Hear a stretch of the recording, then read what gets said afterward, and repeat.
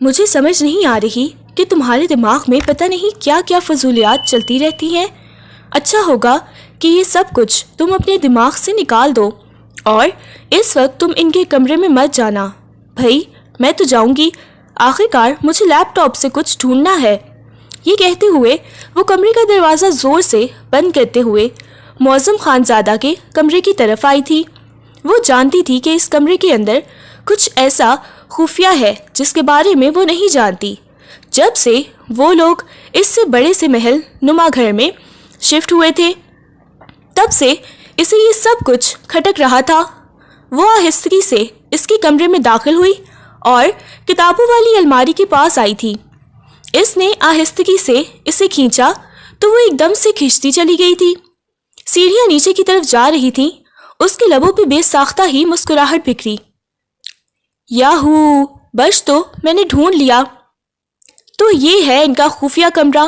یہ سوچتے ہوئے وہ سیڑھیوں سے اترتے ہوئے نیچے کی طرف جا رہی تھی۔ وہ کوئی بیسمنٹ لگ رہا تھا۔ وہ آہستگی سے اندر داخل ہو گئی اور چاروں طرف دیکھنے لگی تھی۔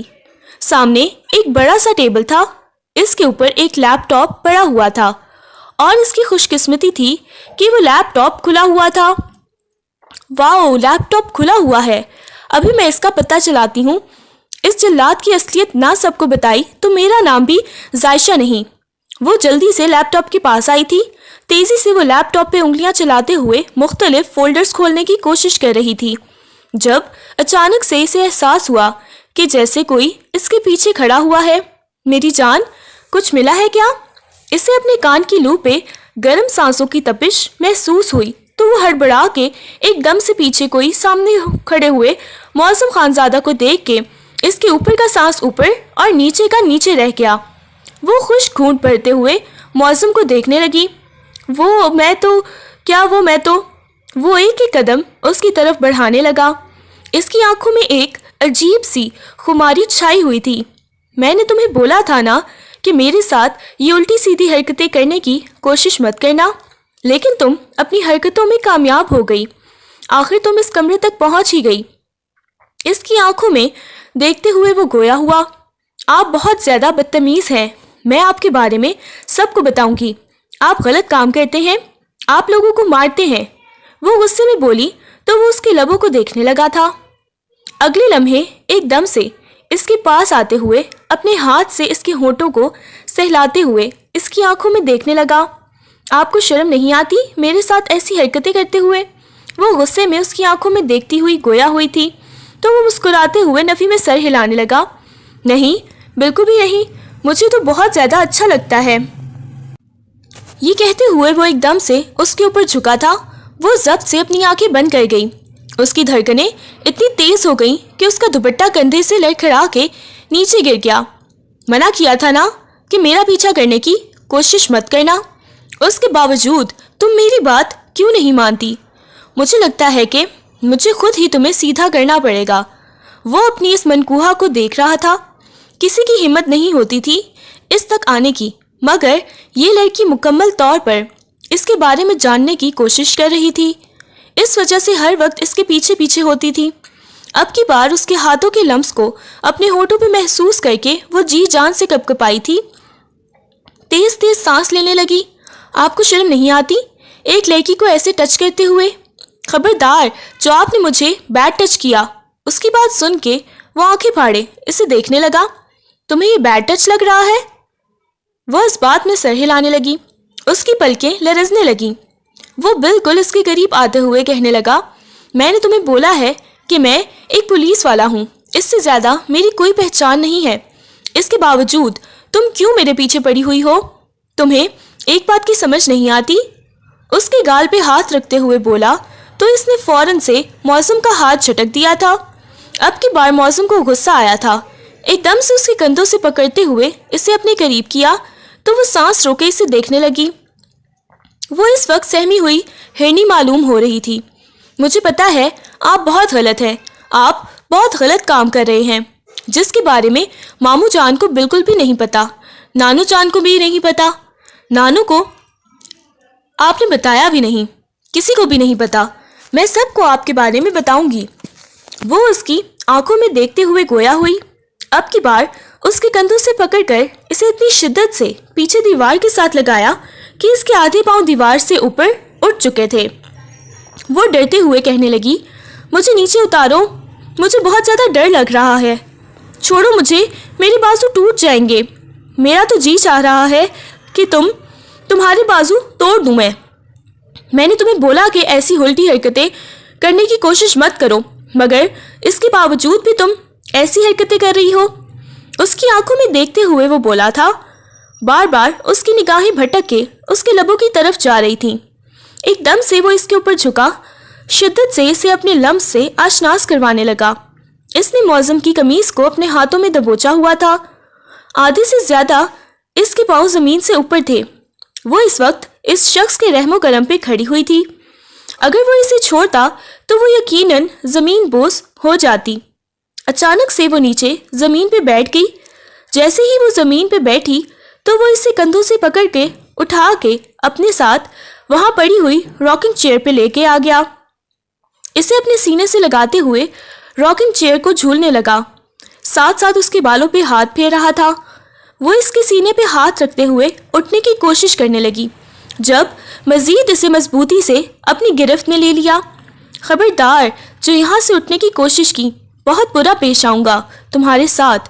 वो गुस्से में गोया हुआ तो वो मजीद सहम गई थी। बेसाख्ता ही उसके गहरे गले से छलकती हुई उसकी रानाइयों की तरफ उसकी निगाहें जा रही थीं। वो अपनी निगाहें चुराने की कोशिश कर रहा था, मगर अब की बार उसका ज़ब्त जवाब दे गया तो एकदम से उसके सीने में अपना चेहरा छुपाते हुए इसे अपनी सांसों से झुलसाने लगा था। मुझे जाने दें। एकदम से इसे पीछे धक्का देते हुए उठ के कमरे की तरफ गई तो वो पीछे से इसके पेट पे हाथ रखते हुए इसे पीछे कर लिया था। अब की बार जायशा की पुश्त इसके सीने से लगी हुई थी। वो इसकी धड़कनों को महसूस कर सकती थी। एकदम से इसका रुख अपनी तरफ किया। मना किया था ना कि ऐसी उल्टी सीधी हरकतें मत करना, और आज के बाद अगर तुमने इस साइड पे आने की कोशिश की तो जो मैं तुम्हारे साथ करूँगा वो तुम सोच भी नहीं सकती। ये कहते हुए एक दफ़ा फिर से इसे देखने लगा था। चलो शाबाश, अब एक काम करो। इसने अपनी शर्ट के बटन खोले। यहाँ सीने पे किस करो। इसकी बात सुन के इसके चेहरे का रंग फक हो गया था। मैं ऐसा कुछ भी नहीं करूँगी। इसके होंठ ललचने लगे। अगर तुम ऐसा नहीं करोगी तो फिर मैं जैसा करूँगा वो तुम सोच भी नहीं सकती। वो सामने सोफ़ा देख रही हो, बस इस सोफ़े पे मैं अपना काम मुकम्मल कर सकता हूँ।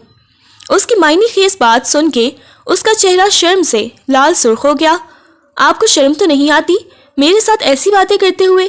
गुस्से में इसे देखते हुए गोया हुई, मगर इसने कोई जवाब नहीं दिया।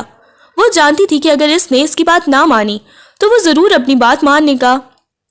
इसने गहरी सांस ली, आहिस्तगी से चलते हुए इसके करीब आई, अपनी एड़ियाँ उठा के उसके सीने पे अपने लब रखे और इससे दूर हुई और भागने वाले अंदाज में बाहर की तरफ चली गई। इसका दिल बहुत शिद्दत से धड़क रहा था। वो भागती हुई अपने कमरे में आ गई। इसका दिल यूं था जैसे किसी ने मुट्ठी में मसल दिया हो। आते ही इसने अपने कमरे का दरवाज़ा बंद किया, जल्दी से आके शॉवर के नीचे खड़ी हो गई। इसने शॉवर ऑन कर दिया था। जैसे ही नीम गर्म पानी इसके वजूद पर पड़ा तो इसे बहुत ज़्यादा सुकून मिला। इसने अपनी आंखें बंद कर ली थी। या अल्लाह, ये शख्स मेरी जान निकाल लेगा। पता नहीं इसे क्यों नहीं समझ आती, क्यों मेरे साथ ऐसे करता है। मैं उसकी असलियत सबको बता के रहूँगी। मुझे पता है ये सिर्फ इंस्पेक्टर मौसम खानज़ादा नहीं है, बल्कि ये कुछ और भी है। वो छोटी थी जब इसके मामा बाबा का इंतकाल हो गया तो वो अपने मामू जान के घर आ गई थी। इसकी नानू जान इससे बहुत ज़्यादा मोहब्बत करती थी। इसे कभी किसी चीज़ की कमी महसूस नहीं होने दी थी, मगर इसे हमेशा यहाँ किसी चीज़ से उलझन रही थी। तो वो सिर्फ और सिर्फ मौज़म खानज़ादा था। पहले पहल तो वो इससे अच्छी खासी चिढ़ खाता था, मगर न जाने क्यों वो छोटी सी लड़की इसे चाची बहुत ज़्यादा अच्छी लगने लगी थी। और जल्द ही इसके बाबा जान ने ये फैसला किया था कि वो इसके साथ मौज़म का निकाह करवाना चाहते हैं। मौज़म इस चीज़ के लिए बिल्कुल तैयार नहीं था, क्योंकि वो इससे 10 साल छोटी थी और वो भी इस चीज़ से बहुत ज़्यादा चिढ़ खाती थी, और ना ही वो मौज़म के साथ शादी करना चाहती थी। मगर घर के बड़ों के फैसले के आगे वो भी खामोश हो गई। इसने खामोशी से निगाहें झुका दी थी। उन दोनों का निकाह बहुत ही सादगी से हुआ। لیکن اس کے بعد معظم کا رویہ اس کے لیے بدلنے لگا تھا۔ وہ معظم کی بے باک نگاہوں کو جب خود پر محسوس کرتی تو بہت زیادہ گھبرا جاتی تھی۔ پہلے وہ بہت چھوٹی تھی، اس کی معنی خیز باتوں کو اتنا زیادہ سمجھ نہیں پاتی تھی۔ اس کے بعد معظم کچھ عرصے کے لیے اپنی اسٹڈی کے سلسلے میں باہر چلا گیا۔ جب واپس آیا تو جلد ہی اسے نوکری مل گئی۔ حالانکہ اس کے بابا کا اپنا اچھا خاصا بزنس تھا، ساتھ وہ نوکری بھی کر رہا تھا، ساتھ وہ بزنس بھی کر رہا تھا۔ زیادہ وقت اس کا مصروف ہی رہتا تھا۔ آدھی رات کا وقت تھا، کچن سے کھٹ پٹ کی آواز آتی سن کر وہ ابھی ہی اپنی جاب سے واپس آیا تھا تو سیدھا کچن میں آ گیا۔ سامنے وہ گنگناتے ہوئے اپنے لیے چائے بنا رہی تھی۔ میرے لیے بھی ایک کپ چائے بنا دینا۔ جیسے ہی اس نے پیچھے مڑ کے دیکھا تو سامنے کھڑے ہوئے معظم کو دیکھ کے فوراً سے اپنے دوپٹے کو سیٹ کرنے لگی تھی۔ کیا ہو گیا ہے؟ وہ نرمی سے گویا ہوا تھا۔ وہ میں آپ کے لیے چائے بنا دوں گی، وہ گھبراتے ہوئے بولی۔ ٹھیک ہے، ایک کپ بنا دینا، اور سنو اپنا کپ بھی میرے کمرے میں ہی لیتی آنا۔ اس کی بات سن کے ایک دم سے مڑ کر اسے دیکھا۔ کیوں؟ آپ کی چائے آپ کے کمرے میں کیوں لے کے آؤں؟ میں نے نہیں لے کے آنی، وہ غصے میں بولی۔ تو اس کی بات سن کے وہ چلتا ہوا اس کے پاس آیا، کہنے لگا مجھے بہت زیادہ ٹھنڈ لگ رہی ہے، اس وجہ سے مجھے چائے پینی ہے۔ یہ دیکھو میرے ہاتھ کتنے ٹھنڈے ہو رہے ہیں۔ اس نے اپنے ٹھنڈے ہاتھوں سے اپنے گرم ہاتھوں کو لیا تو وہ جی جان سے کپ کپاتے ہوئے پیچھے ہونے لگی تھی۔ جب وہ ایک دم سے کھینچ کر اسے اپنے قریب کر گیا۔ تم تو ابھی سے مجھ سے اتنا زیادہ بھاگنے کی کوشش کر رہی ہو، جب میں تمہارے پاس آؤں گا، تمہاری روح میں سماؤں گا، تب تم کیا کرو گی؟ جب تم رخصت ہو کے میرے پاس آؤ گی۔ وہ اس کی آنکھوں میں دیکھتے ہوئے گویا ہوئی۔ اس قدر شدت بھری نظریں، معنی خیز باتیں سن کے اسے اپنے وجود سے جان نکلتی ہوئی محسوس ہونے لگی۔ ایک دم سے وہ روتے ہوئے نیچے سے زمین پہ بیٹھ گئی۔ اسے دیکھ کے وہ بہت زیادہ پریشان ہو گیا۔ ارے پاگل ہو گئی ہو کیا؟ رو کیوں رہی ہو؟ اس کی بات سن کے وہ منہ پھلاتے ہوئے کہنے لگی، میں ابھی ماموں جان کو آپ کے بارے میں بتاتی ہوں۔ یہ کہتے ہوئے وہ باہر لاؤنج کی طرف آ گئی تھی۔ ارے لڑکی سنو تو صحیح، پاگل ہو گئی ہو کیا؟ وہ غصے میں اس کے پیچھے پیچھے آیا۔ ماموں جان پلیز باہر آئیں۔ ماموں جان، یہ آپ کا بیٹا میرے ساتھ۔ اوپر سے منیب صاحب آ گئے تھے۔ کیا ہو گیا بیٹا؟ وہ روتے ہوئے ان کے سینے سے جا لگی۔ آپ کا بیٹا بہت برا ہے، مجھے بہت زیادہ تنگ کرتا ہے، میرے ساتھ الٹی سیدھی باتیں کرتا ہے۔ مجھے کہہ رہا تھا کہ میں آگے وہ ساری باتیں بتا چکی تھی۔ وہ تو شرم سے لال سرخ ہو گیا، اور اسے سب سے بڑھ کے تو سامنے کھڑی ہوئی بے وقوف لڑکی پہ غصہ آیا تھا، جو اس کی مذاق میں کی گئی باتوں کو بڑھا چڑھا کے اپنے پیارے ماموں جان کو بتا رہی تھی، اس بات سے انجان کہ وہ کس قدر گہری باتیں تھیں جو ان کو بتا چکی تھی۔ وہ خون خوار نگاہوں سے اپنے بیٹے کو دیکھنے لگے تھے۔ بیٹا ذرا آپ میرے کمرے میں آؤ۔ وہ اب دل ہی دل میں ہنس رہی تھی، جبکہ نانو کا دل چاہا کہ وہ اپنا سر پیٹ لیں۔ اور تم میرے کمرے میں آؤ، نانو غصے میں کہتی ہوئی اپنے کمرے کی طرف چلی گئی۔ وہ ان کے پیچھے پیچھے ڈرتی ہوئی گئی اور ہنستے ہوئے کہنے لگی، نانو جان ہمیشہ یہ مجھے تنگ کرتے رہتے ہیں، آج آپ نے اس کی شکل دیکھی اپنے لاڈلے پوتے کی؟ آپ کو پتا ہے اتنا برا ہے، میرا دل کرتا ہے اسے پنکھے کے ساتھ الٹا لٹکا دوں۔ پتا ہے مجھے اس کے بارے میں یہ بھی پتا چلا ہے کہ اس کی سہیلیاں بھی ہیں۔ نانو بالکل چپ، ایک دم اس سے چپ۔ وہ غصے میں گویا ہوئی تو وہ بالکل سہم گئی۔ کیا ہے نانو، آپ بھی ہر وقت مجھے ڈانٹتی رہتی ہیں؟ وہ غصے میں ان کو دیکھتے ہوئے گویا ہوئی۔ تمہیں ڈانٹوں نا تو اور کیا کروں، دل کر رہا ہے اپنا سر پیٹ لوں۔ تمہاری الٹی حرکتوں کی وجہ سے میں بہت زیادہ تنگ آ چکی ہوں۔ وہ غصے میں بولی تو وہ خاموش ہو گئی، منہ لٹکاتے ہوئے واپس اپنے کمرے میں آ گئی۔ اچھی خاصی اس کی بے عزتی ہو گئی تھی۔ اس کے بعد بھی وہ وقتاً فوقتاً اس کے ساتھ کوئی نہ کوئی ایسی بات کر لیتا تھا جس کی وجہ سے وہ شرم سے لال سرخ ہو جاتی تھی۔ آدھی رات کا وقت تھا، وہ اس کے کمرے میں داخل ہوئی تو سامنے ہی اس کی کزن بیٹھی ہوئی تھی۔ یہ اس کے دوسرے ماموں کی بیٹی تھی جو آج ان کے گھر رہنے آئی ہوئی تھی۔ اس کے ساتھ کافی زیادہ اٹیچ تھی۔ یار مجھے لگتا ہے کہ تم اپنے منقوہ سے بہت زیادہ ڈرتی ہو، معظم خانزادہ سے، انہوں نے تو تمہیں اچھا خاصا ڈرا کے رکھا ہوا ہے۔ اس کی بات سن کے وہ منہ بناتے ہوئے کہنے لگی، نہیں جی ایسی تو کوئی بات نہیں، ڈرتی ہے میری جوتی اس کھڑوس سے۔ وہ غصے میں بولی تو وہ ہنسنے لگی تھی۔ وہ تو تمہاری شکل بتا رہی ہے کہ تم کتنا زیادہ ڈرتی ہو، اتنی ہمت ہے تو ابھی ان کے کمرے میں جاؤ نا۔ پاس بیٹھی ہوئی دوسری کزن کہنے لگی، ہاں اگر اتنی ہمت ہے تو جاؤ ان کے کمرے میں۔ ان کی بات سن کے وہ پہلے تو تھوڑا گھبرا گئی تھی، پھر کہنے لگی ٹھیک ہے، میں ان کے کمرے میں جا رہی ہوں۔ ہاں، آج ان کے کمرے میں ہی سونا، اگر تمہیں ڈر نہیں لگتا۔ اس وقت اس کی عزت کا سوال تھا، اس وجہ سے وہ اس کے کمرے کی طرف چلی گئی۔ اس نے آہستگی سے کمرے کا دروازہ کھولا۔ اس کا دل بہت شدت سے دھڑک رہا تھا۔ ابھی اس کی رات والی حرکتیں اسے نہیں بھولی تھیں۔ کیا وہ پھر اپنے پاؤں پہ کلہاڑی مارنے آ گئی؟ وہ ڈرتے ہوئے اسے دیکھنے لگی تھی۔ اگلے لمحے وہ اس کے پاس آئی۔ جیسے ہی وہ بیڈ کے قریب آئی، یہ دیکھنے کے لیے کہ وہ سو رہا ہے یا جاگ رہا ہے، ابھی اس سے پہلے وہ کچھ دیکھتی، ایک دم سے معذب نے اس کے بازو سے پکڑ کر کھینچا تو وہ سیدھا اس کے اوپر آ گری تھی۔ اس کا سر اس کے سینے پہ لگا، اس کی دھڑکنوں کو سننے لگی تھی۔ وہ مکمل طور پر اسے جکڑے ہوئے شدت سے اس کی شرٹ میں ہاتھ ڈالا۔ منع کیا تھا نا، الٹی حرکتیں مت کرنا۔ جیسے ہی اس کی شرٹ میں ہاتھ ڈالا تو وہ فوراً سے اوپر سے ہی معظم کے ہاتھ کو پکڑ گئی۔ کیا کر رہے ہیں؟ وہ ڈرتے ہوئے گویا ہوئی تھی۔ اسے ڈر لگنے لگا تھا۔ ذرا شرم نہیں آتی؟ میرے ساتھ ایسا کیوں کر رہے ہیں؟ میں تو دیکھنے آئی تھی، آپ بیمار تو نہیں ہیں؟ کیا ہو گیا ہے؟ دیکھنے آئی تھی؟ ہاں، بہت زیادہ بیمار ہوں، ڈاکٹر نے تمہاری کمی بتائی ہے۔ یہ کہتے ہوئے اس کے قریب ہونے لگا۔ چھوڑی مجھے، ہمیشہ آپ مجھے ادھورا چھوڑ دیتے ہیں۔ اس کی بات سن کے وہ مسکرایا، مگر وہ اپنی زبان کو فوراً سے دانتوں تلے دبا گئی۔ اب کی بار اسے اپنی جلد بازی کا احساس ہوا تھا کہ وہ جلد بازی میں کیسی الٹی بات کر رہی ہے، اور وہ ہمیشہ ایسے ہی کرتی تھی۔ فوراً سے گھبراتے ہوئے پیچھے ہونے لگی۔ جب اس کی کمر میں ہاتھ ڈالتے ہوئے مزید اسے اپنے قریب کر لیا، وہ اس کی دھڑکنوں کو اب محسوس کر سکتا تھا۔ آج بالکل بھی تمہیں نہیں چھوڑوں گا، وہ سنجیدگی سے گویا ہوا تو اس کی بات سن کے وہ خشک ہونٹ بھرتے ہوئے فوراً سے اپنی زبان دانتوں تلے دبا گئی۔ وہ ہمیشہ جلد بازی میں کچھ نہ کچھ ایسا الٹا بول ہی جاتی تھی جو خود ہی اپنے پاؤں پہ کلہاڑی مارنے کے مترادف ہوتا تھا۔ بہت زیادہ بڑھتے ہوئے کہنے لگی، نہیں، کچھ بھی نہیں، اور میں بس ویسے ہی آئی تھی، پلیز مجھے جانے دیں۔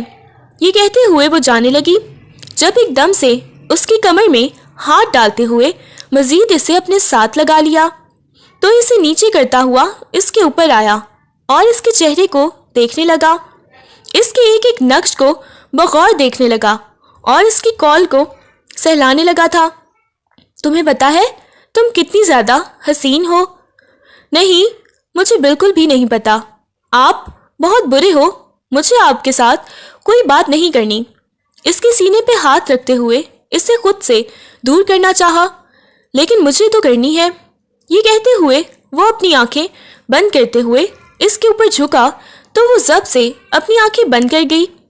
تم نے ابھی کیا بولا کہ میں ہمیشہ تمہیں ادھورا چھوڑ دیتا ہوں؟ لیکن آج تمہیں بالکل بھی ادھورا نہیں چھوڑوں گا، بلکہ تمہیں بالکل مکمل کر دوں گا۔ وہ اتنی عجیب انداز میں بولا تھا کہ اس کی سانسوں کی تپش اپنے چہرے پہ وہ محسوس کر سکتی تھی۔ اب کی بار وہ معظم کے سینے پہ ہاتھ رکھتے ہوئے اسے خود سے دور کرنے کی کوشش کرنے لگی، مگر وہ اس کے ہاتھوں کی انگلیوں میں اپنی انگلیاں پیوست کرتا ہوا اس کے اور اپنے درمیان کے تمام تر فاصلے ختم کر گیا۔ وہ مزید شدت سے اپنی آنکھیں میچ گئی تھی، اس کے لمس کو بہت بری طرح سے اپنے اوپر محسوس کرنے لگی۔ نہ جانے کتنا وقت گزر گیا تھا، جب اس نے چھوڑا تو اس کے لبوں پہ عجیب سی مسکراہٹ بکھری ہوئی تھی۔ وہ فوراً سے اپنے چہرے سے پسینہ صاف کرتے ہوئے کہنے لگی، آپ بہت برے ہو، میں بتاؤں گی ماموں جان کو آپ کے بارے میں، نانو کو بھی بتاؤں گی، آپ نے میرے ساتھ کیا کیا ہے۔ وہ منہ بناتے ہوئے اسے بتانے لگی، میری بچپن کی منقوہا کیا بتاؤ گی کہ آپ سے بالکل بھی صبر نہیں ہو رہا تھا کہ خود میرے پاس چل کے آئی تھی۔ اس کی ناک کو کھینچتے ہوئے گویا ہوا تو وہ اس کے سینے پہ ہاتھ رکھتے ہوئے اسے خود سے دور کر گئی۔ اس وقت ٹی شرٹ میں ملبوس تھی۔ وہ جلدی سے اپنے دوپٹے کو اٹھاتی ہوئی اپنے گرد لپیٹتے ہوئے کمرے سے باہر چلی گئی۔ اس نے سائڈ پہ پڑی ہوئی اس کی شرٹ کو دیکھا، آہستگی سے اپنے ہاتھوں میں اٹھاتے ہوئے اس کی خوشبو کو سونگھنے لگا تھا۔ اس کی خوشبو کو سونگھ کے ہی وہ مدہوش ہو گیا۔ وہ کمرے سے باہر آتی ہوئی سیدھا جیسے ہی اپنے کمرے میں داخل ہوئی تو سامنے بیٹھی ہوئی کزن کو دیکھنے لگی تھی۔ جب اس نے معظم کی شرٹ میں ذائشہ کو دیکھا تو وہ فوراً سے اپنی ہنسی دبانے کی کوشش کرنے لگی۔ ارے ارے، تم دونوں کے درمیان کیا ہوا ہے؟ وہ آنکھ کو کونا دباتے ہوئے بولی۔ تم بہت بری ہو، تمہاری وجہ سے میں گئی تھی اور یہ سب کچھ ہو گیا۔ ارے تم رونے کیوں لگ گئی ہو؟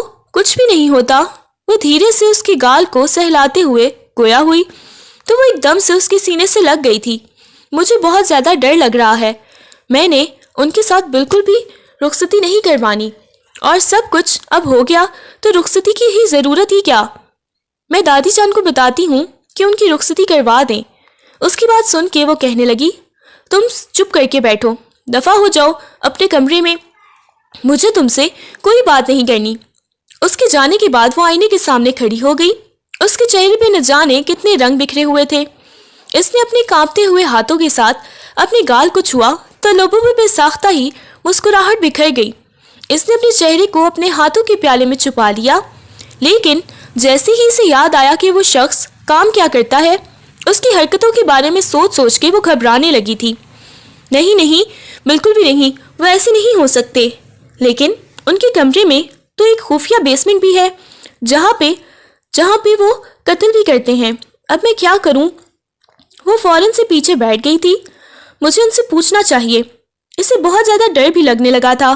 صبح ناشتے کے ٹیبل پہ وہ بالکل چہرے پہ سنجیدگی سجائے بیٹھی اپنی پلیٹ میں کانٹا آگے پیچھے کر رہی تھی۔ کیا ہوا بیٹا، تم کھانا کیوں نہیں کھا رہی؟ ممانی جان نے بہت ہی محبت بھرے لہجے سے پوچھا۔ اس نے کہا تو نگاہیں جھکا کے ممانی جان کو دیکھا، پھر اپنے لبوں پہ مسکراہٹ سجاتے ہوئے کہنے لگی، نہیں ممانی جان، کچھ بھی نہیں، بس ویسے ہی دل نہیں کر رہا تھا۔ میرا بچہ، کیوں دل نہیں کر رہا تھا؟ طبیعت تو ٹھیک ہے تمہاری؟ اس نے نگاہیں اٹھا کے سامنے بیٹھے ہوئے معظم کو دیکھا تو ایک لمحے کے لیے اس کا سارا خون نچڑ کے اس کے چہرے پہ آ گیا۔ معظم عجیب انداز میں اسے دیکھ رہا تھا اور مسکرا رہا تھا۔ معنی خیز مسکراہٹ دیکھ کے وہ ڈر گئی۔ مما، ایک کام کریں، ذائشہ کو بولیں کہ میرے کمرے میں آئے، مجھے کچھ ضروری بات کرنی ہے۔ اسے یہ کہتے ہوئے وہ اپنے کمرے کی طرف چلا گیا۔ ممانی جان کی پیشانی پہ بل نمودار ہوئے۔ بیٹا، کیا ہوا؟ معظم کے ساتھ تمہاری کوئی بحث ہوئی ہے؟ کوئی لڑائی ہوئی ہے کیا؟ ممانی جان نے نرمی سے پوچھا تو ان کی بات سن کے وہ بالوں کو کانوں کے پیچھے اڑستے ہوئے فوراً سے نفی میں سر ہلانے لگی۔ نہیں، میری تو ان کے ساتھ کوئی بحث نہیں ہوئی، کسی قسم کی بات نہیں ہوئی۔ وہ سنجیدگی سے ان کو بتانے لگی، چلو ٹھیک ہے، اسے تم سے کوئی بات کرنی ہے، جاؤ جا کے سن لو۔ نہیں ممانی جان، مجھے نہیں جانا، وہ منہ بناتے ہوئے بولی۔ اسے کل رات والی اس کی حرکتیں یاد آ رہی تھیں جو اس کے دل کو دھڑکانے کے لیے کافی تھیں۔ بیٹا، شاید کوئی ضروری بات ہوگی، تمہاری اسٹڈی کے حوالے سے کچھ پوچھنا ہوگا، جاؤ شاباش چلی جاؤ۔ ان کی بات سن کے وہ اپنا دوپٹہ سیٹ کرتے ہوئے اس کے کمرے کی طرف آئی، آہستگی سے نوک کیا اور اندر داخل ہوئی۔ جیسے ہی وہ اندر آئی تو ایک دم سے اسے کھینچ کے اس کی ویسٹ پر ہاتھ رکھتے ہوئے اسے بالکل اپنے ساتھ لگا لیا تھا۔ وہ اس کی نازک دھڑکنوں کو اپنے سینے میں دھڑکتا ہوا محسوس کرنے لگا۔ پلیز، وہ گھبراتے ہوئے بولی تھی۔ ارے ارے، کیا ہو گیا ہے؟ رات تو میں نے بڑی کوشش کی تھی تمہارا ڈر نکال دوں، لیکن مجھے لگتا ہے کہ تمہارا ڈر نہیں نکلا۔ اس کی تھوڑی سی پکڑ کے اس کا چہرہ اوپر کرتے ہوئے بولا، میں آپ کو بہت برا سمجھتی ہوں۔ وہ غصے میں بولی، اچھا، خود ہی اپنے منہ سے بتاؤ کہ تم مجھے برا کیوں سمجھتی ہو؟ وہ ہونٹ لٹکاتے ہوئے اس بات میں سر ہلانے لگی۔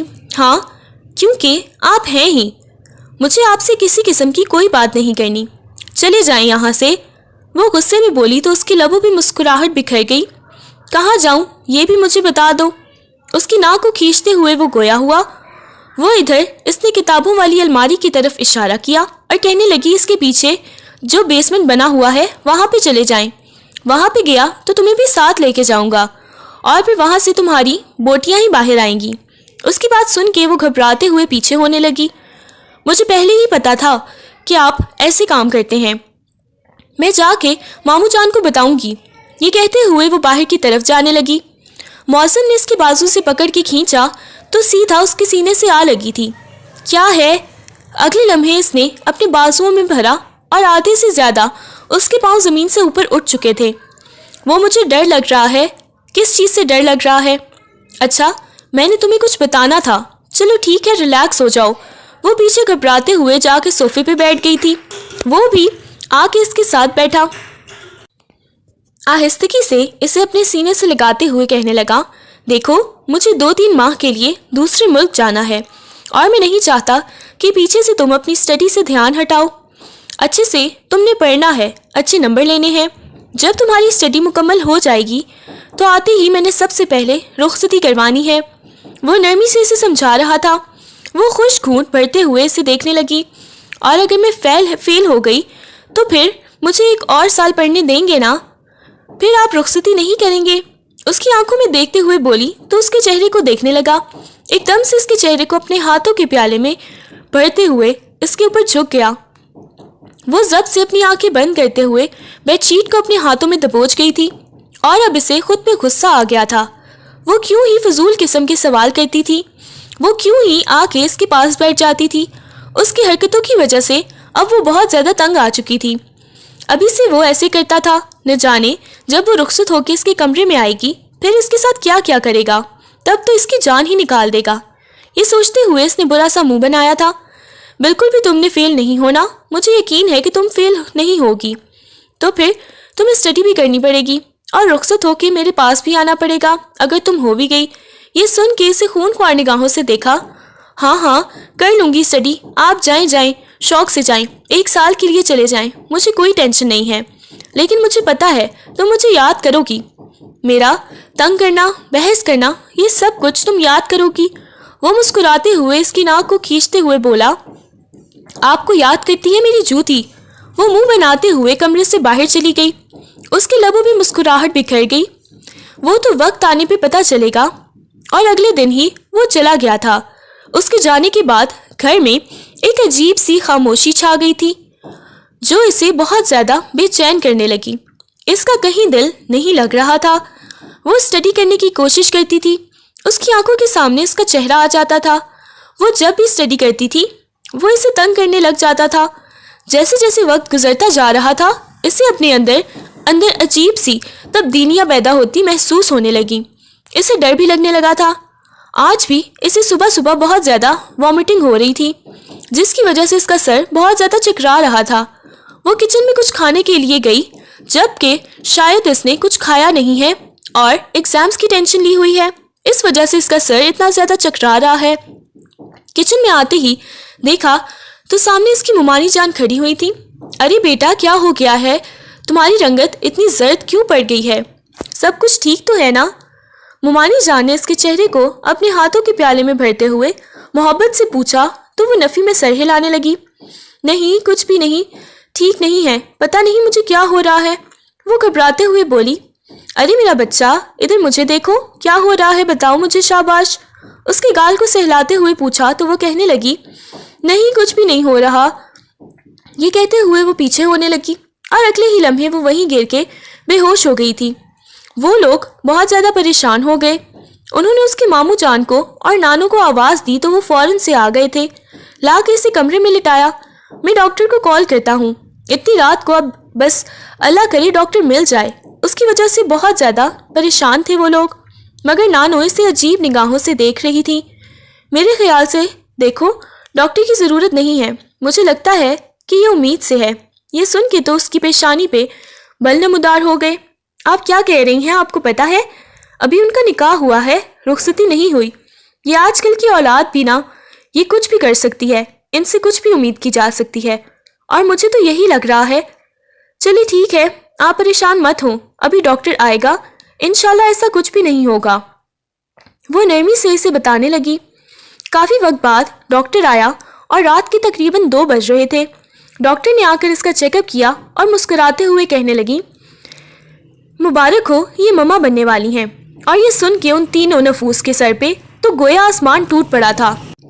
وہ حیرت سے ڈاکٹر کو دیکھنے لگے۔ یہ کافی زیادہ ویک ہیں تو انہیں کسی قسم کی ٹینشن مت دیجیے گا، نہ ہی کوئی زیادہ سوچنے کی ضرورت ہے، ان کو ڈاکٹر نے نرمی سے بولا تھا۔ انہوں نے اس بات میں سر ہلا دیا۔ ڈاکٹر کے جانے کے بعد وہ اپنی بیوی کو دیکھنے لگے۔ کیا ہو گیا ہے ان سب میں؟ میرا تو قصور نہیں ہے، ہاں تمہارا قصور نہیں ہے کہ وہ لوگ رخصتی کرنا چاہتے تھے، تو آپ کو پوچھنا چاہیے تھا تاکہ کم از کم وہ ایسی الٹی سیدھی حرکت تو نہ کرتی۔ اب ہم سب کو کیا منہ دکھائیں گے؟ نانو جان کہنے لگی، تو کیا ہو گیا، بچے ہی تو ہیں۔ وہی تو مجھے بھی مسئلہ، کیا ابھی تو یہ لوگ بچے تھے اور اب ان کی رخصتی کرنی پڑے گی؟ ہاں تو کیا ہو گیا ہے؟ انہوں نے کون سا گناہ کیا ہے جو اس بات کا اتنا زیادہ ایشو بنایا جا رہا ہے؟ سب باہر چلے گئے، لیکن ممانی جان ابھی بھی کمرے میں ہی تھی۔ اسے جیسے ہی ہوش آئی تو ممانی جان اس کے پاس ہی بیٹھی ہوئی تھی۔ اس نے ہلکی ہلکی آنکھیں کھول کے ممانی جان کی طرف دیکھا۔ اس کے چہرے پہ ہوائیاں اڑنے لگی تھیں۔ ممانی جان، مجھے کیا ہوا ہے؟ اس نے کانپتی ہوئی آواز میں پوچھا تو ممانی جان مسکرا دی تھی۔ کچھ بھی نہیں ہوا، تم بالکل ٹھیک ہو۔ لیکن وہ جان چکی تھی اور بہت زیادہ گھبرائی ہوئی تھی۔ اسے بہت زیادہ ڈر بھی لگ رہا تھا۔ ممانی جان، بتائے نا مجھے کیا ہوا ہے؟ وہ ڈرتے ہوئے گویا ہوئی تھی۔ تو ممانی جان نے اسے نرمی سے بتایا تھا، دیکھو ویسے یہ تم لوگوں نے اچھا تو نہیں کیا، لیکن ہم لوگ اس چیز پہ تمہیں ڈانٹنا نہیں چاہتے۔ تمہیں پتا ہے تم مما بننے والی ہو، ممانی جان نے نرمی سے بتایا۔ تو وہ حیرت سے ممانی جان کو دیکھنے لگی تھی۔ اس کی آنکھیں حیرت سے پھیل گئیں۔ اس کا دل بہت شدت سے دھڑکنے لگا۔ شرم سے اس کا چہرہ لال سرخ ہو گیا تھا۔ ممانی جان، میں نے کچھ بھی نہیں کیا، وہ آپ کے بیٹے نے، وہ کانپتی ہوئی آواز میں ان کو بتانے لگی۔ ممانی جان، معظم نے، اچھا ٹھیک ہے، کچھ بھی نہیں ہوتا، جو کچھ ہو گیا ہے۔ یہ کہتے ہوئے ممانی جان نے اسے اپنے سینے سے لگا لیا۔ وہ ممانی جان کے سینے سے لگی بہت بری طرح سے رونے لگی تھی۔ ارے میرا بچہ، رونا تو بند کرو، بس کچھ دنوں تک وہ واپس آ جائے گا تو پھر ہم لوگ آپ لوگوں کی رخصتی کروا دیں گے۔ ممانی جان، مجھے بہت زیادہ ڈر لگ رہا ہے، وہ بہت برے ہیں، وہ میری بات بھی نہیں مانتے۔ میرا بچہ، وہ تم سے بہت زیادہ محبت کرتا ہے۔ نہیں ممانی جان، وہ بالکل بھی اچھی نہیں ہے۔ آپ کو پتا ہے ان کے کمرے میں خفیہ کمرہ بھی ہے، وہ بہت عجیب سا ہے۔ ممانی جان، مجھے ڈر بھی لگتا ہے۔ ممانی جان کے لبوں پہ مسکراہٹ بکھر گئی۔ وہ کہنے لگی، دیکھو وہ پولیس والا ہے اور ان کے اپنے کام ہوتے ہیں جن کو اسے دیکھنا ہوتا ہے، ضروری نہیں وہ غلط کام کرتا ہے۔ مجھے تم دونوں پہ یقین ہے، تم دونوں کبھی غلط نہیں کر سکتے۔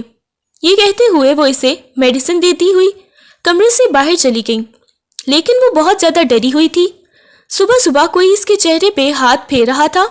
اس نے ہلکی ہلکی آنکھیں کھول کے دیکھا، سامنے خود کے اوپر جھکے ہوئے معظم کو دیکھ کے وہ ایک دم سے ہڑبڑا کے اٹھنے لگی تھی۔ ارے ارے، آرام سے آرام سے، میرے ہونے والے بچوں کی اماں، اس کے گال کو کھینچتے ہوئے وہ گویا ہوا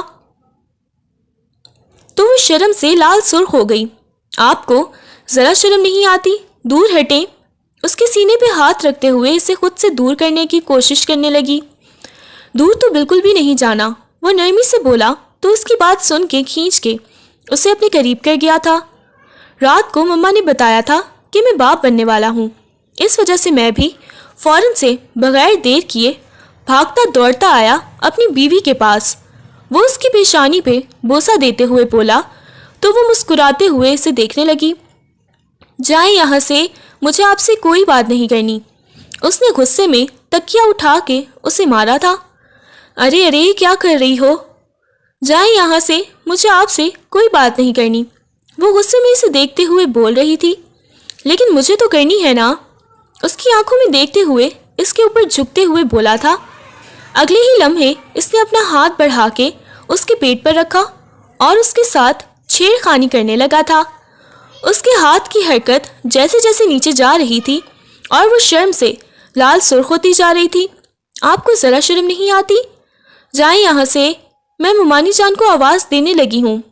ممانی جان، یہ اپنے لاڈلے کو سمجھا لیں، وہ غصے میں گویا ہوئی۔ خبردار، ماما کو تم نے آواز دینے کی کوشش کی، وہ غصے میں اس کی آنکھوں میں دیکھتے ہوئے گویا ہوا تھا۔ آپ نے پہلے میرے ساتھ کیا کیا؟ اپنے ہاتھوں کو اٹھائیں۔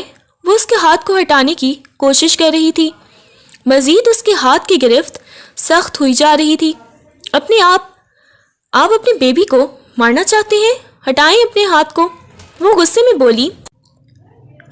ہاں بالکل، یہ کہتے ہوئے وہ ایک دم سے اس کی گردن کے اوپر جھک گیا تھا۔ وہ شرم سے لال سرخ ہوتی اس کے سینے میں اپنا چہرہ چھپا گئی تھی۔ اگلے لمحے اسے احساس ہوا کہ وہ بہت بری طرح سے رو رہی ہے۔ ارے ارے، تمہیں کیا ہو گیا؟ وہ اس کے چہرے کو اپنے ہاتھوں کے پیالے میں بھرتے ہوئے گویا ہوا۔ وہ بہت شدت سے رونے لگی تھی۔ ایک دم سے اٹھ کے بیٹھ گئی۔ وہ سمٹ کے اس کے سینے میں آ گئی تھی۔ ارے کیا ہو گیا ہے؟ وہ شدت سے اس کے گرد بازوں کا حصار قائم کرتے ہوئے گویا ہوا۔ وہ مجھے نہ آپ کو کبھی بھی چھوڑ کے نہیں جانا، کبھی بھی، اس کی آنکھوں میں دیکھتے ہوئے بول رہی تھی۔ تو میں نے کب بولا کہ مجھے چھوڑ کے جاؤ؟ وہ محبت بھرے لہجے میں گویا ہوا تو اس کی بات سن کے وہ کہنے لگی، مجھے ڈر لگ رہا ہے۔ جیسے میں پیدا ہوئی، مما بابا بھی مجھے چھوڑ کے چلے گئے تھے۔ کہیں میں بھی اپنے بیبی کو چھوڑ کے نہ چلی جاؤں، ایسے وہ بھی میری طرح پھر ساری زندگی اکیلا رہے گا۔ سب کے ساتھ تو آپ جیسا تو نہیں ہوتا نا؟ اس کی آنکھوں میں دیکھتے ہوئے وہ گویا ہوا اور وہ اسے دیکھنے لگا۔ آج پہلی دفعہ وہ اعتراف کر رہی تھی کہ وہ اس کے لیے کتنا زیادہ اہم تھا۔ وہ شدت سے اس کے بازو کو دبوچے ہوئے تھی اور نہ جانے سے کیا ہوا تھا، وہ کمرے سے باہر چلا گیا۔ اس کے یوں جانے سے وہ بہت زیادہ اداس ہو گئی تھی۔ وہ تو جا چکا تھا۔ گھر میں شادی کی تیاریاں زور و شور سے چل رہی تھیں، مگر وہ بالکل خاموش سی تھی، زیادہ بات نہیں کرتی تھی۔ ممانی جان اس سے بار بار پوچھتی تھی کہ بیٹا تمہیں کیا ہوا ہے؟ تم اتنی زیادہ خاموش کیوں ہوتی ہو؟ مگر وہ کوئی جواب نہیں دیتی تھی۔ وہ لمحہ بھی آ گیا جب وہ دلہن بنی اس کے کمرے میں بیٹھی ہوئی تھی۔ ہاتھوں کی ہتھیلیوں پہ پسینہ آ رہا تھا۔ ممانی جان کمرے میں داخل ہوئیں۔ ان کے لبوں پہ مسکراہٹ بکھری ہوئی تھی۔ انہوں نے جھک کر اس کی پیشانی پہ بوسہ دیا۔ ظائشہ، تم اتنی زیادہ خاموش کیوں ہو؟ تمہیں ڈر لگ رہا ہے؟ اس نے نفی میں سر ہلایا۔ اس نے نگاہیں اٹھا کے دیکھا۔ ان کے سینے سے لگی بہت شدت سے رونے لگی۔ بہت شکریہ ممانی جان، آپ نے مجھے کبھی مما کی کمی محسوس نہیں ہونے دی۔ آپ نے ہمیشہ مجھ سے بہت زیادہ محبت کی ہے۔ وہ روتے ہوئے بولی تھی اور وہ حیرت سے اسے دیکھنے لگی۔ ارے میری جان، تم قابل محبت ہو، تبھی تو میں تم سے اتنی زیادہ محبت کرتی ہوں۔ آج کے بعد تم نے رونا نہیں ہے، وہ نرمی سے بول رہی تھی۔ اس نے اس بات میں سر ہلا دیا۔ جی ممانی جان، آج کے بعد میں کبھی نہیں روں گی۔ آپ ہمیشہ مجھ سے ایسے ہی محبت کریں گی نا؟ آپ کبھی بدلیں گی تو نہیں؟ کبھی مجھے اپنی بہو مت سمجھیے گا، ہمیشہ مجھے اپنی بیٹی ہی سمجھیے گا۔ وہ ان کے سینے پہ سر رکھتے ہوئے بول رہی تھی۔ نہیں میرا بچہ، میں کبھی بھی تمہیں اپنی بہو نہیں سمجھوں گی، بلکہ تم تو میری بیٹی ہی ہو۔ یہ کہہ کے وہ کمرے سے باہر چلی گئیں۔ وہ بار بار دروازے کی طرف دیکھ رہی تھی، اپنے ہاتھوں کی انگلیاں مروڑ رہی تھی۔ کب وہ کمرے میں آئے گا؟ آج پہلی دفعہ زندگی میں سے اس شخص کا اتنا بے تابی سے انتظار تھا۔ کافی وقت بعد وہ کمرے میں داخل ہوا۔ جیسے جیسے کمرے کا لاک لگ رہا تھا، ویسے ویسے اس کا دل بہت شدت سے دھڑک رہا تھا۔ وہ چلتے ہوئے اب اس کے سامنے کھڑا ہوا۔ ارے اتنا زیادہ مسکرا رہی ہو، لگتا ہے آج تو بڑی بے تابی سے میرا انتظار ہو رہا تھا۔ وہ مسکراتے ہوئے گویا ہوا تو وہ نگاہیں جھکا گئی۔ اس کی تھوڑی سی پکڑ کر اس کا چہرہ اوپر کرتے ہوئے اس کے چہرے کو اپنے ہاتھوں کے پیالے میں بھرتے ہوئے محبت بھرا بوسہ اس کی پیشانی پہ دیا۔ اس کی آنکھوں کو باری باری اپنے لبوں سے چھوا تو وہ آنکھیں بند کرتے ہوئے اس کے سینے پہ اپنا سر ٹکا گئی تھی۔ میں بہت زیادہ خوش ہوں، اور اس کی آواز میں واضح طور پر خوشی تھی۔ اچھا، آپ خوش کیوں ہو؟ وہ دھیرے دھیرے اس کی پشت کو سہلاتے ہوئے گویا ہوا۔ اس کے ہاتھ اس کی چوڑیوں میں الجھ رہے تھے جنہیں وہ کھینچ رہا تھا۔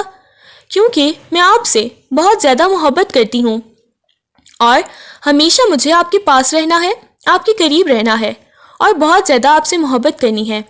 اس کی آنکھوں میں دیکھتے ہوئے گویا ہوئی۔ اس کے ہلتے ہوئے لبوں کو وہ دیکھ رہا تھا۔ اگلے لمحے آنکھیں بند کرتے ہوئے اس کے اوپر جھکتا اسے اپنی محبت سے آشناس کروانے لگا۔ اس کے کالر سے پکڑتے ہوئے وہ اپنی آنکھیں بند کرتی ہوئی اس کے اوپر جھکی تھی۔ وہ جیسے ہی اس سے الگ ہوئی تو گہری سانس لینے لگی۔ اس کی نوز پن کو اتارتے ہوئے اس کی گھنی پلکوں کو دیکھنے لگا، پھر سے اپنے قریب کیا تو اسے اپنے سینے سے لگا لیا۔ بس بس، زیادہ آگے نہیں بڑھنا، ڈاکٹر نے کیا بولا تھا کہ زیادہ آپ کے ساتھ الٹی حرکتیں نہیں کرنی، آپ کی طبیعت خراب ہو جائے گی۔ اس وجہ سے وہ محبت بھرے لہجے میں بولا تو اس کے چہرے پہ شرمیلی سی مسکراہٹ بکھر گئی تھی۔ وہ اس کے ہاتھ کو پکڑتے ہوئے اپنے لبوں سے لگا گئی۔ لگتا ہے آج تو شوہر پہ بہت زیادہ پیار آ رہا ہے۔ نہیں جی، مجھے شوہر پہ پیار نہیں آ رہا، مجھے تو اپنے بیبی کے بابا پہ پیار آ رہا ہے۔ وہ مسکراتے ہوئے اسے دیکھتے ہوئے بولی تو وہ اس کے سینے پر اپنا سر ٹکا گئی تھی۔ وہ اپنی آنکھیں بند کر گیا تھا۔ مجھے تم سے بہت زیادہ محبت ہے۔ مجھے بھی۔ یہ کہتے ہوئے سب کچھ بھول کر اسے اپنی محبت کی بارش میں بھگونے لگا۔